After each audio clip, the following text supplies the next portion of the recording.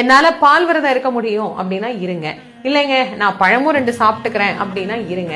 இளநீ சாப்பிட்டு என்னால இருக்க முடியுங்க அப்படின்னாலும் இருக்கலாம். இல்லைங்க எனக்கு சாப்பாடு சாப்பிட்டாதான் என்னால இருக்க முடியும் அப்படின்னா இருக்கலாம். ஒன்னும் தப்பில்லை. 5 நாட்களை இப்படி நாம் விரதத்தில் நிறைவு செய்துவிட்டு 6வது நாள் ஒரே ஒரு நாளாவது கண்டிப்பான முறையில உணவை தவிர்த்து அந்த நிறைவு நாள் சூரசம்ஹாரம் அன்னைக்கு வருது இல்லைங்களா, அன்னைக்கு அந்த விரதத்தை நிறைவு செய்யக்கூடிய அந்த ஒரு முக்கியமான கட்டத்தை நாம அடையலாம்.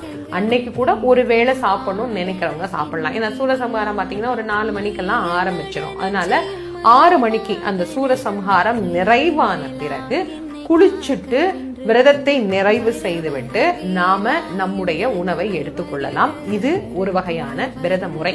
இந்த விரதத்தை எங்கெங்க போயிருக்கலாம் அப்படின்னா, இப்ப திருப்பரங்குன்றம், திருச்செந்தூர், சுவாமிமலை, பழனி இப்படி இருக்கக்கூடிய 6 படை வீடுகள், அது இல்லாம பிரபலமான முருகன் கோவில்